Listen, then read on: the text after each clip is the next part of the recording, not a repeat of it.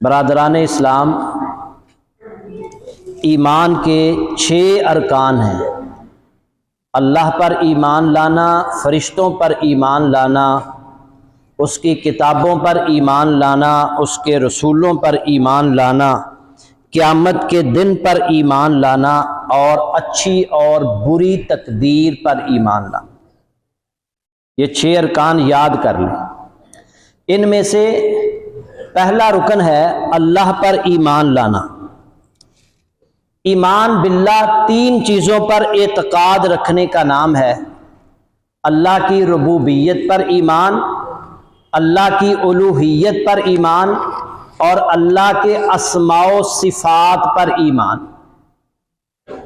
اللہ کی ربوبیت پر ایمان لانے سے مراد یہ ہے کہ اس کائنات کا خالق، مالک، رازق، مدبر، منتظم،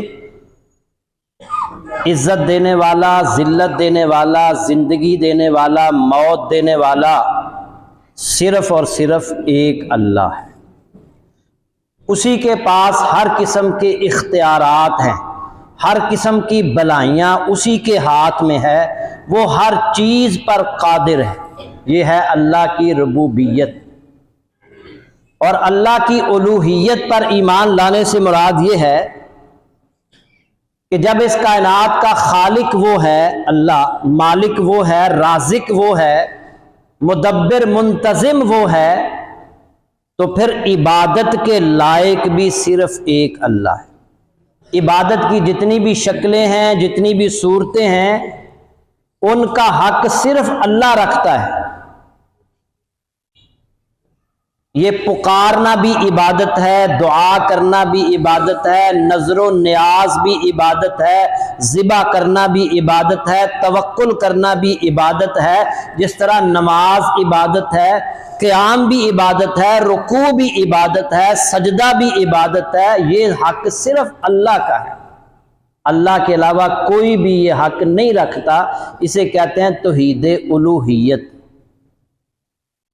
ان دونوں پر گزشتہ خطبات میں وضاحت کی جا چکی ہے۔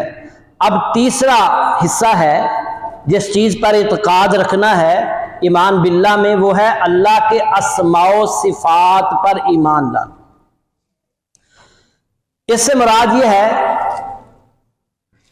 کہ اللہ کے اسماء و صفات میں ہم اسے یکتا مانیں، یعنی جو اسماء اور صفات اللہ تعالیٰ نے اپنے لیے ذکر کیے ہیں یا اس کے رسول نے اللہ کے لیے ذکر کیے ہیں، ان سب کو مخلوقات سے تشبیہ دیے بغیر تسلیم کریں اور انہیں اس طرح مانیں جس طرح کہ اللہ تعالیٰ کے شایان شان۔ اللہ تعالیٰ نے فرمایا وَلِلَّهِ الْأَسْمَاءُ الْحُسْنَى فَادْعُوهُ بِهَا، اور اللہ ہی کے لیے ہیں سب نام اچھے اچھے، تو تم پکارو اسے ان کے ساتھ، ان ناموں کے ساتھ اللہ کو پکارو۔ وَذَرُوا الَّذِينَ يُلْحِدُونَ فِي أَسْمَائِهِ، اور چھوڑ دو ان لوگوں کو جو کج روی اختیار کرتے ہیں اس کے ناموں کے بارے میں۔ سَيُجْزَوْنَ مَا كَانُوا يَعْمَلُونَ، ان قریب وہ بدلہ دیے جائیں گے اس کا جو وہ عمل کرتے تھے۔ سورہ اعراف آیت نمبر 180۔ اللہ اپنے اسماء و صفات میں بھی یکتا ہے۔ اللہ نے فرمایا لَيْسَ كَمِثْلِهِ شَيْءٌ وَهُوَ السَّمِيعُ الْبَصِيرُ، یہ سورہ شورى کی آیت نمبر 11 ہے۔ توجہ سے یہ باتیں سننی ہے۔ لَيْسَ كَمِثْلِهِ شَيْءٌ، اس جیسی کوئی چیز نہیں ہے، اس جیسا کوئی نہیں ہے۔ وہ خوب سننے والا اور خوب دیکھنے والا۔ اس آیت میں غور فرمائیں کہ اس میں تشبیہ کی نفی کر دی گئی ہے۔ اللہ تعالیٰ کی کوئی بھی صفت ہے نا، اسے مخلوقات سے تشبیہ دینا قطعاً درست نہیں ہے۔ لیکن اس کے ساتھ ساتھ اس آیت میں تشبیہ کی نفی کے ساتھ ساتھ صفات کا بھی اثبات ہے۔ کیا مطلب؟ اللہ نے فرمایا لیسا کمثلہ شیء، اس جیسا کوئی نہیں ہے۔ آگے فرمایا وَهُوَ السَّمِيعُ الْبَصِيرُ، وہ خوب سننے والا بھی ہے، خوب دیکھنے والا بھی ہے۔ اب ہم بھی سنتے ہیں، ہم بھی دیکھتے ہیں۔ یاد رکھیں ہمارا دیکھنا، ہمارا سننا محدود ہے۔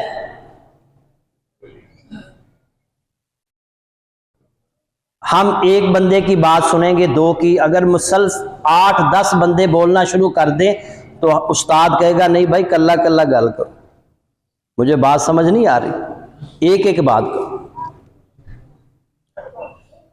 اور ہمیں پتہ نہیں اس دیوار کے پیچھے کیا ہے۔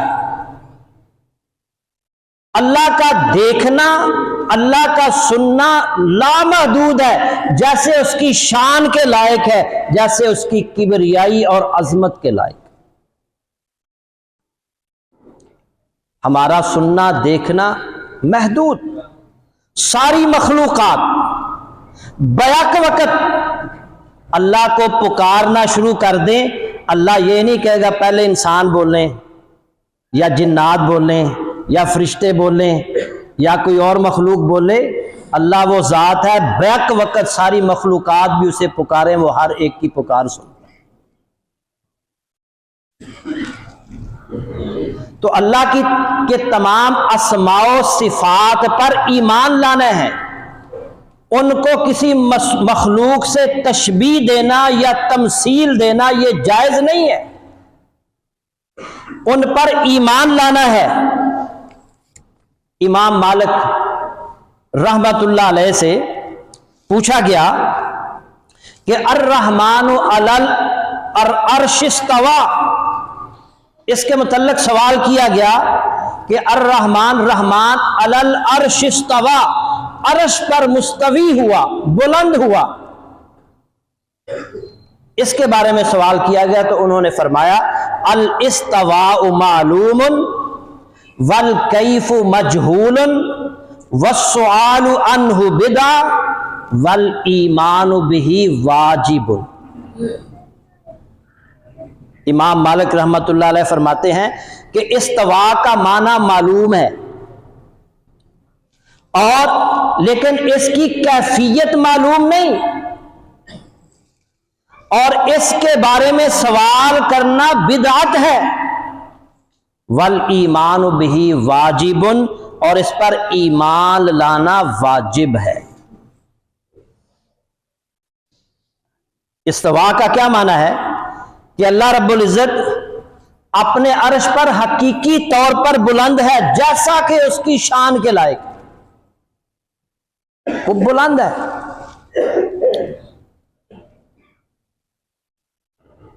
اور یہاں یہ بھی یاد رکھیں کہ اللہ رب العزت ذاتی اعتبار سے عرش پر ہے، عرش پر بلند ہے، مستوی ہے، مگر اس کی کیفیت بیان نہیں کی جا سکتی،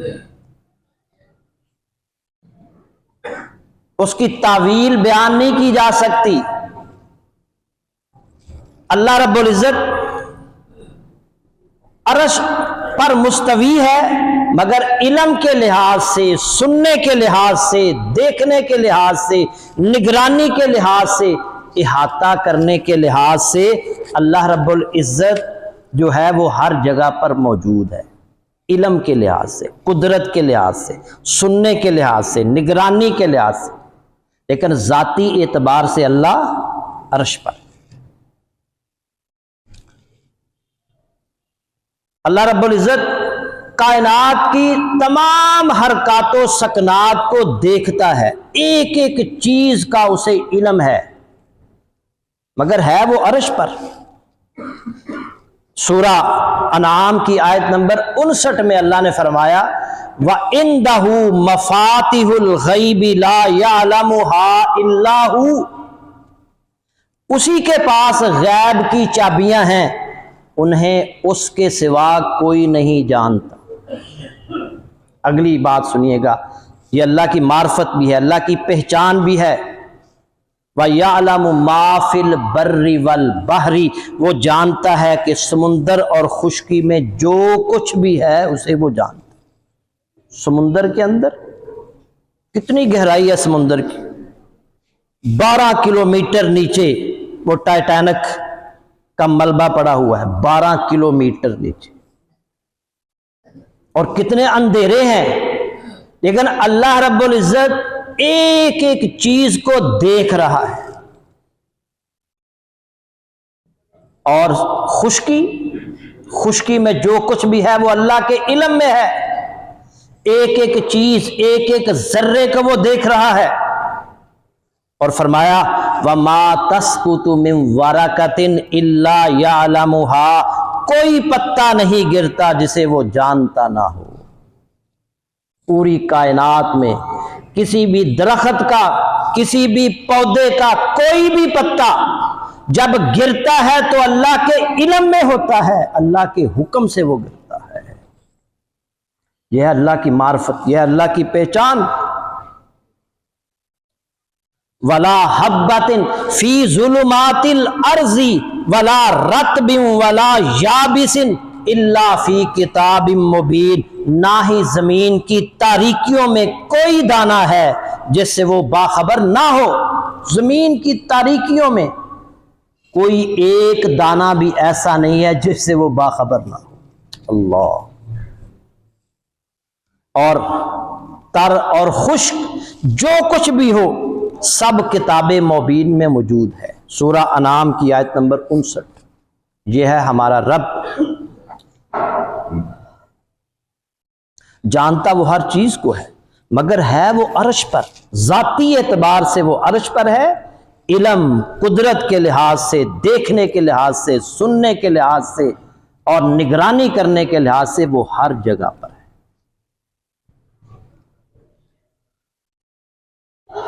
وہ بلند ہے۔ آیت الکرسی میں ہم ہر نماز کے بعد پڑھتے ہیں نا، وَهُوَ الْعَلِيُّ الْعَظِيمُ، سورۃ البقرہ آیت نمبر 255، آیت الکرسی۔ وہ بلند و برتر اور عظمت والا ہے، بلند و برتر۔ اور جب ہم سجدہ کرتے ہیں تو سجدے میں کیا کہتے ہیں؟ سبحان ربی الاعلی، سبحان ربی الاعلی، سبحان ربی الاعلی، پاک ہے میرا پروردگار جو بلند و بالا اور عظمت والا ہے۔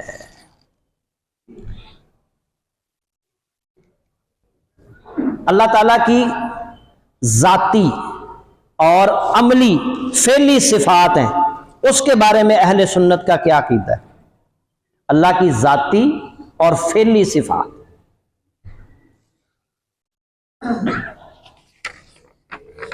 اللہ تعالیٰ کی کچھ صفات ذاتی ہیں۔ ذاتی صفات سے کیا مراد ہے؟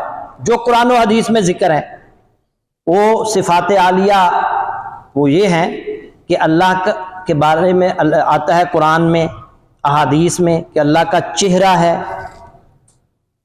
اللہ کے ہاتھ ہیں، تبارک الذی بیدہ الملک، پاک برکت والی ہے وہ ذات جس کے ہاتھ میں بادشاہی ہے۔ اللہ کا چہرہ ہے، اللہ کے ہاتھ ہیں، اللہ کی پنڈلی ہے، اللہ کی انگلیاں ہیں۔ یہ وہ صفات ہیں جن کا قرآن مجید کے اندر اور احادیث کے اندر ذکر ہے، ان سب پر بھی ایمان۔ اور پھر اللہ کی فعلی صفات بھی ہیں، مثلا اللہ کا آنا، نازل ہونا۔ سنا ہوگا آپ نے اکثر علماء سے کہ اللہ تہجد کے وقت آخری حصے میں، رات کے آخری پہر، اللہ آسمان دنیا پر نزول فرماتا ہے، آسمان دنیا پر نزول فرماتا ہے اور خود آواز لگاتا ہے، وہ کسی کو بخشش چاہیے اٹھ کر تہجد کے وقت اٹھو، مجھ سے معافی مانگو، میں معاف کرنے کے لیے تمہارے قریب آ گیا ہوں۔ اور کسی کو رزق چاہیے اور مجھ سے سوال کرو، رزق مانگو، میں تمہیں دوں۔ اللہ کا نازل ہونا، اللہ کا آنا، یہ اس کی فعلی صفات ہیں۔ اسی طرح اللہ کا محبت کرنا، اللہ محبت کرتا ہے۔ نبی صلی اللہ علیہ وسلم نے فرمایا کہ اللہ جبریل علیہ السلام کو بلاتے ہیں وہ کہتے ہیں جبریل میں فلاں بندے سے محبت کرتا ہوں، فلاں بندے سے۔ اے جبریل تو بھی، پھر اللہ حکم دیتا ہے جبریل تو بھی اس سے محبت کر، اور جبریل بھی اس بندے سے، اللہ کے اس نیک بندے سے محبت کرنے لگتے ہیں، اور پھر جبریل تمام فرشتوں میں یہ اعلان کرتے ہیں اللہ فلاں بندے سے محبت کرتا ہے، جبریل بھی اس سے محبت کرتا ہے، تو فرشتوں تم بھی اس سے محبت کرو۔ تمام فرشتے بھی پھر اس سے محبت کرنے لگتے ہیں، اور دنیا والوں کے دل میں بھی اس کی محبت ڈال دی جاتی ہے۔ تو اللہ محبت بھی کرتا ہے، یہ اللہ کی فعلی صفت ہے۔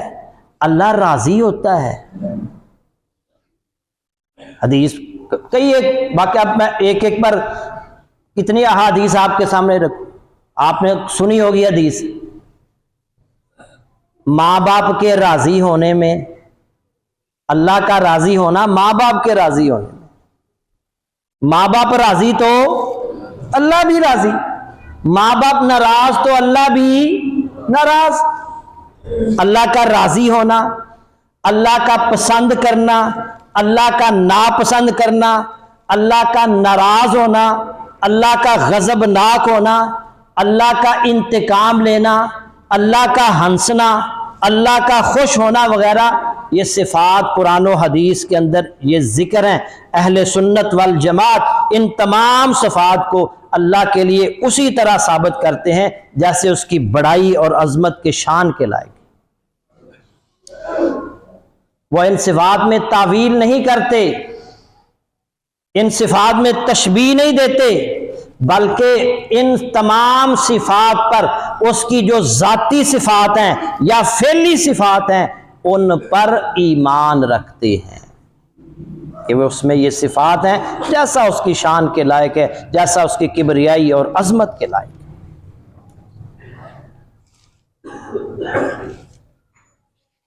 تو یہ تھا جی اللہ تعالیٰ پر ایمان لانا۔ اب آتے ہیں فرشتوں پر، جو ایمان کے جو 6 ارکان ہیں ان میں دوسرا رکن ہے فرشتوں پر ایمان لانا۔ فرشتوں پر ایمان لانے سے مراد کیا ہے؟ فرشتے بھی اللہ کی مخلوق ہیں،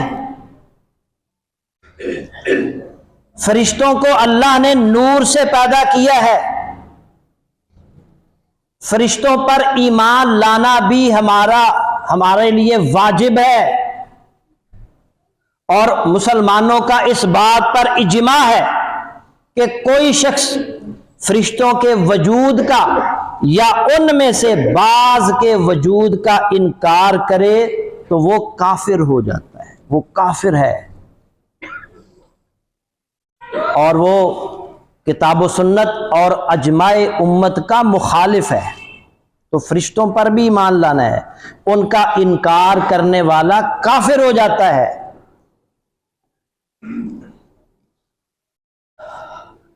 ایمان بالملائکہ سے کیا مقصود ہے؟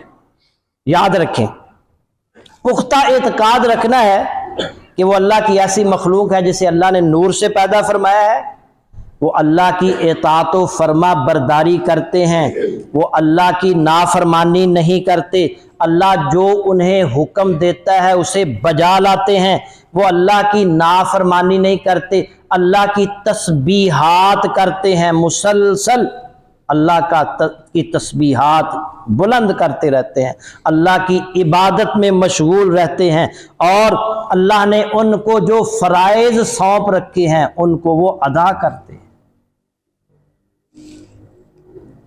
فرشتوں پر ایمان لانے کی کیفیت یاد رکھیں، اس کے لیے 2 امور ضروری ہیں۔ پہلی بات